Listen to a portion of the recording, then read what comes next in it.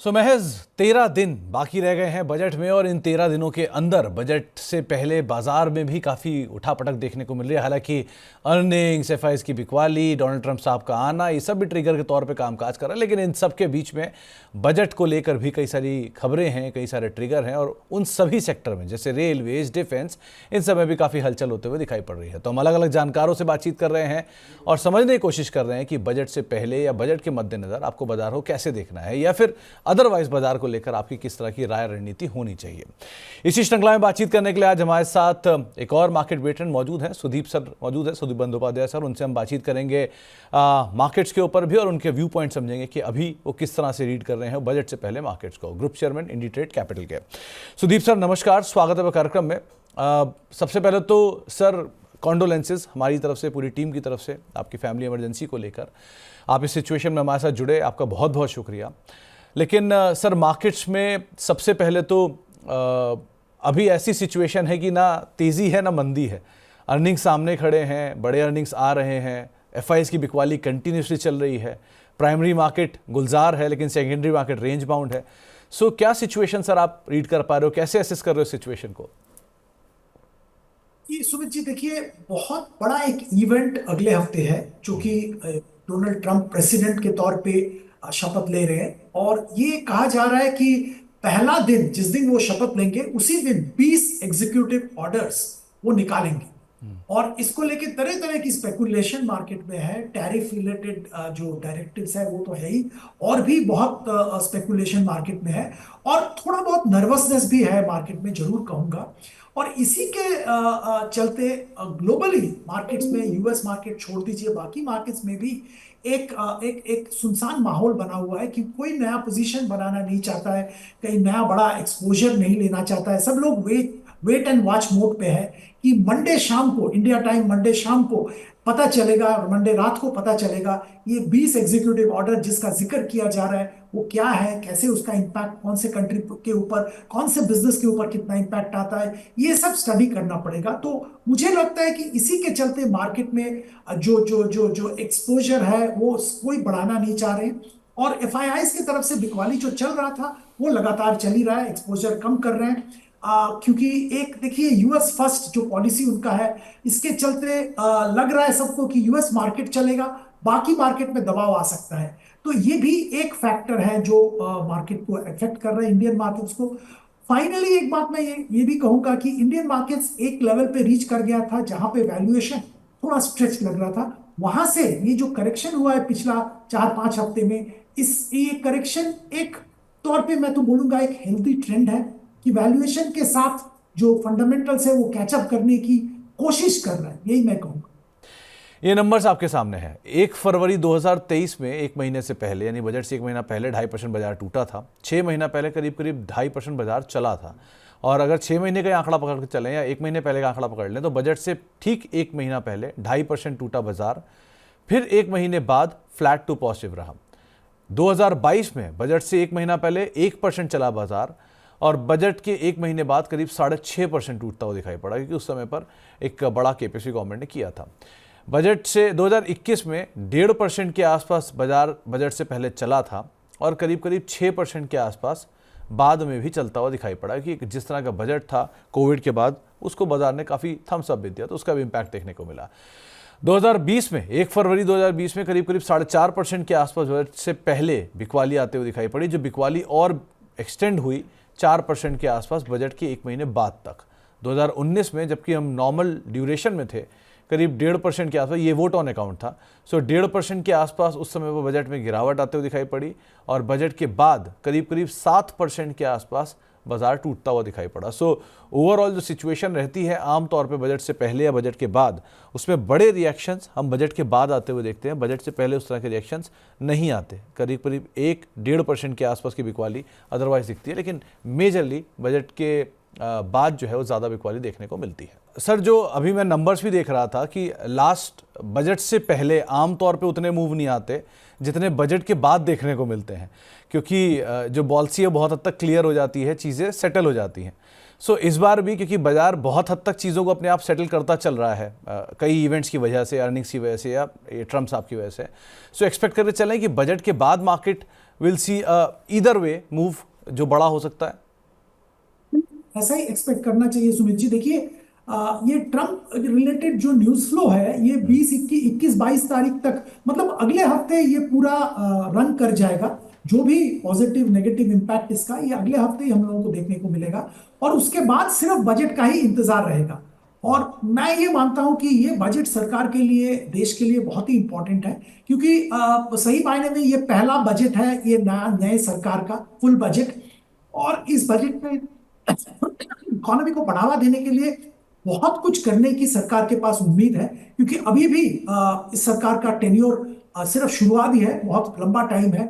ऐसा कोई बहुत बड़ा इलेक्शन सामने नहीं है, बहुत बड़ा स्टेट का इलेक्शन नहीं है। हाँ, दिल्ली इलेक्शन है, पर ओवरऑल कॉन्टेक्स्ट में इतना इंपॉर्टेंट नहीं है। तो सरकार की तरफ से जो भी रिफॉर्म मेजर्स, जो भी इंपॉर्टेंट स्ट्रक्चरल मेजर्स लेने की इच्छा है, वो अभी करनी चाहिए। और इकोनॉमी को देख के ये भी लगता है कि ये सही टाइम है करने का। क्योंकि इकोनॉमी को थोड़ा बहुत सपोर्ट सरकार की तरफ से, बजट की तरफ से जरूर चाहिए। तो उम्मीद ये है कि अच्छा बजट, स्ट्रक्चरली स्ट्रॉन्ग बजट आएगा।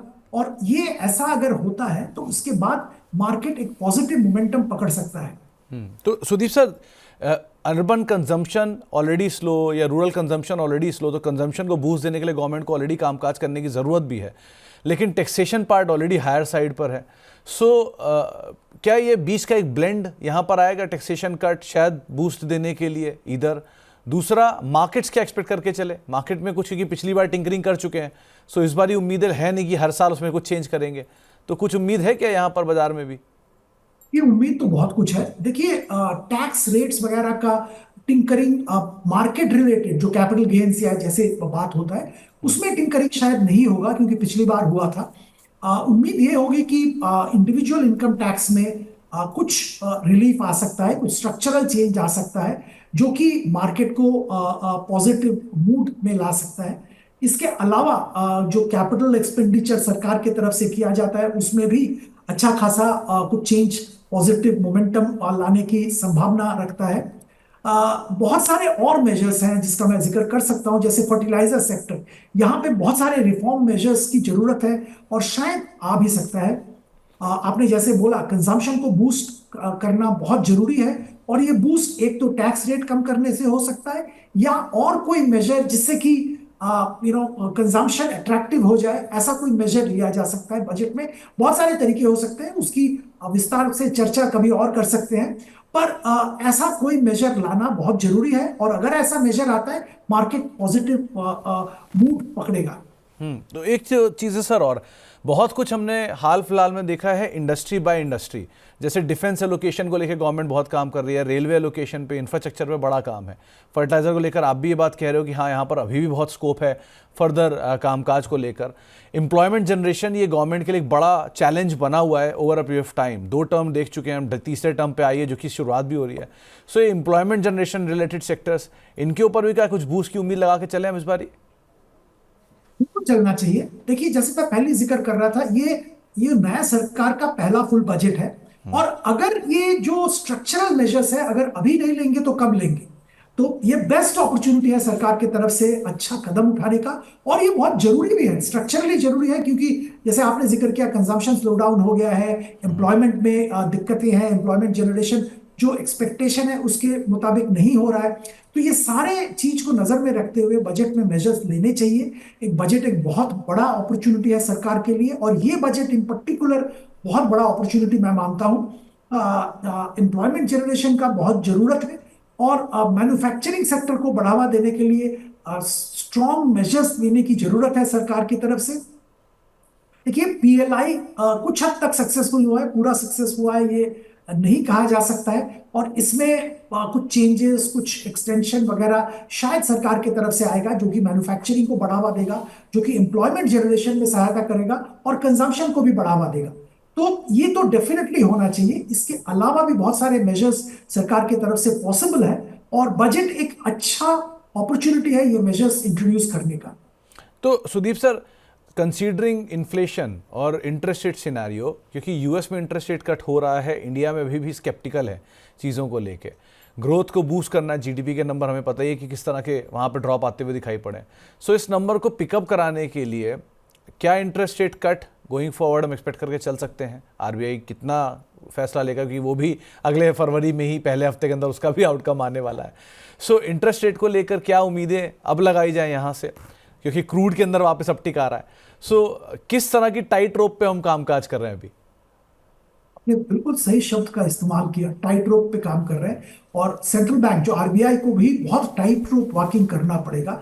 एक तरफ आपने जैसे जिक्र किया, यूएस में ब्याज दर कम हो रहा है और इंडिया में ब्याज दर अभी तक कम होना चालू नहीं हुआ, पर इंडिया में इन्फ्लेशन ऊपर था।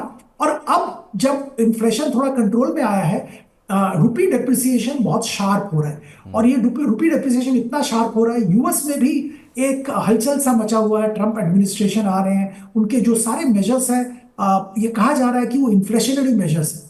अगर ये सारे मेजर ट्रंप एडमिनिस्ट्रेशन लेना चालू करता है तो यूएस में इन्फ्लेशन शायद बढ़ेगा और यूएस में भी रेट कट शायद बंद हो जाएगा, या जो एक्सपेक्टेशन था उससे कम रेट कट होगा।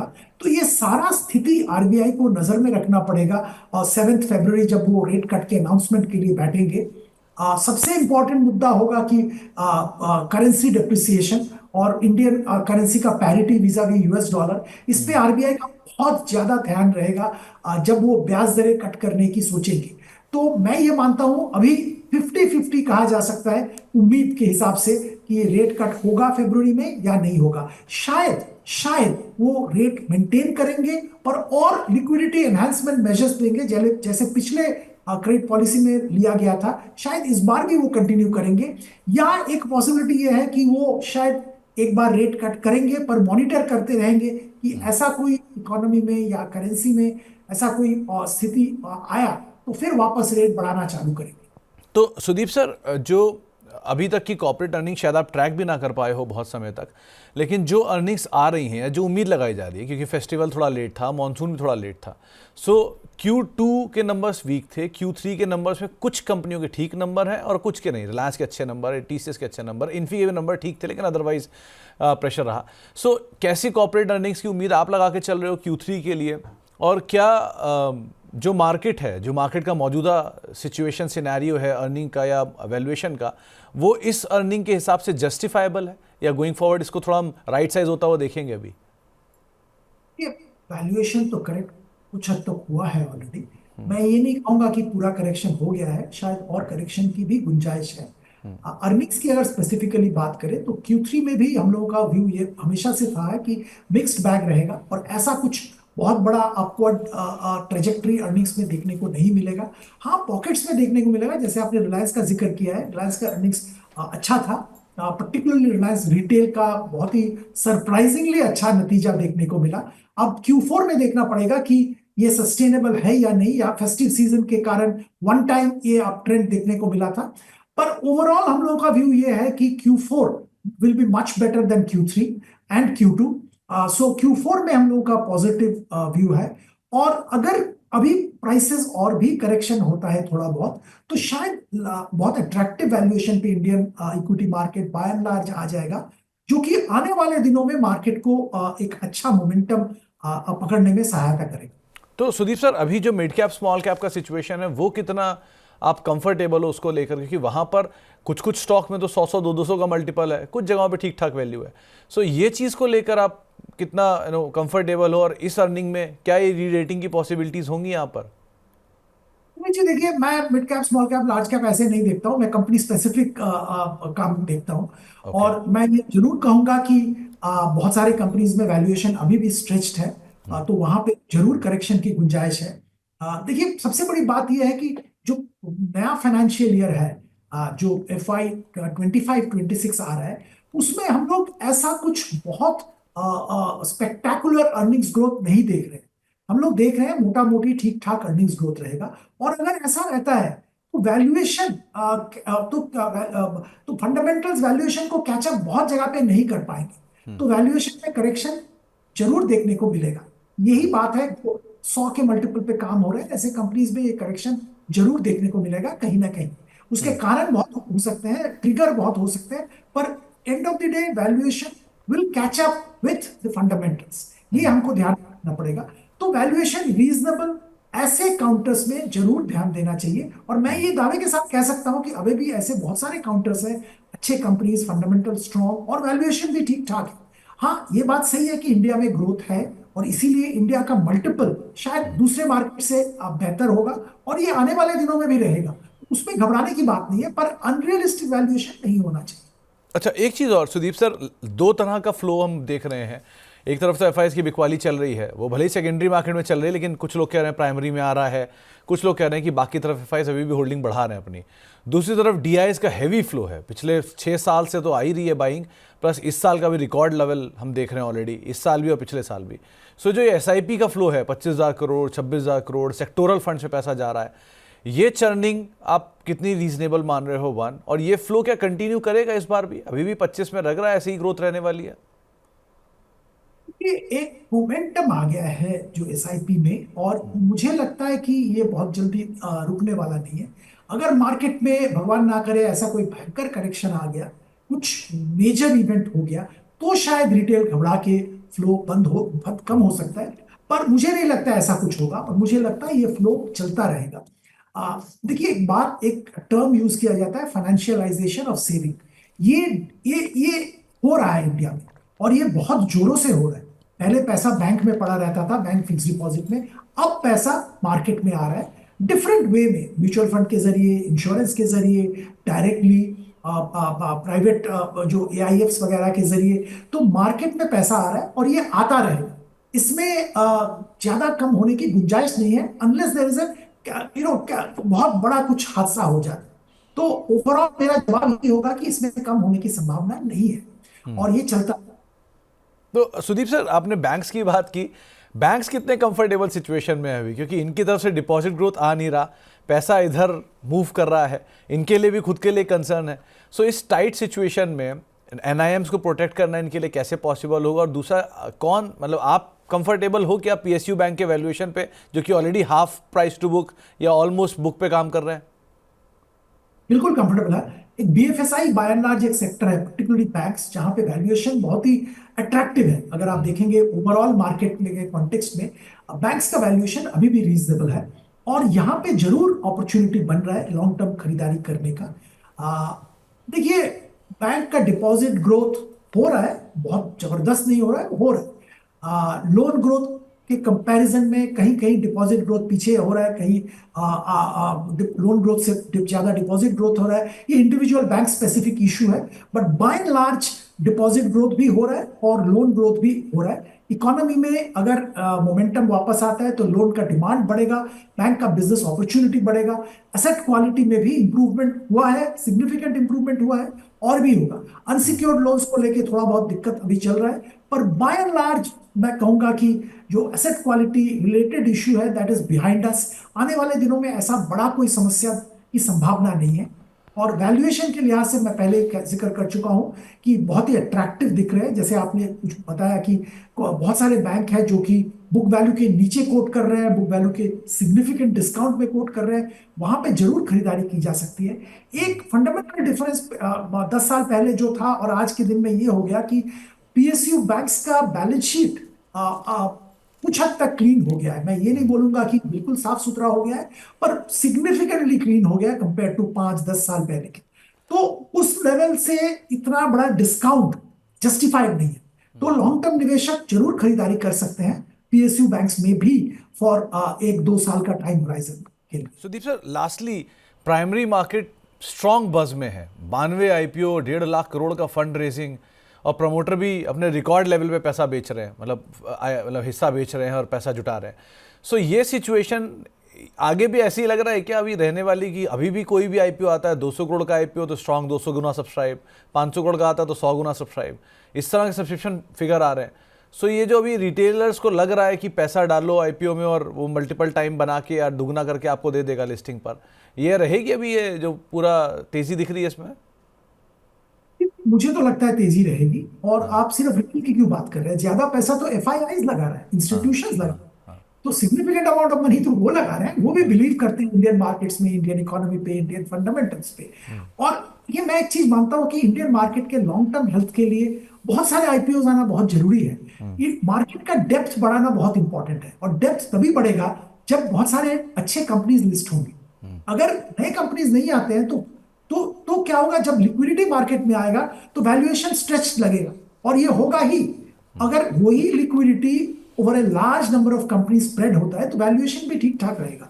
तो fundamentally for long term health of the Indian capital market बहुत सारे आईपीओ मार्केट में आना जरूरी है, और वो आ भी रहा है। अभी अगले साल की बात करें या इस साल इस कैलेंडर ईयर की बात करें, बहुत सारे बड़े आईपीओ लाइंड अप है, और मैं उम्मीद करता हूं उनको सक्सेस मिलेगा। और इंडियन मार्केट का जो जो जो फंडामेंटल स्ट्रक्चर है वो सिग्निफिकेंटली इंप्रूव करेगा फॉर द बेटर।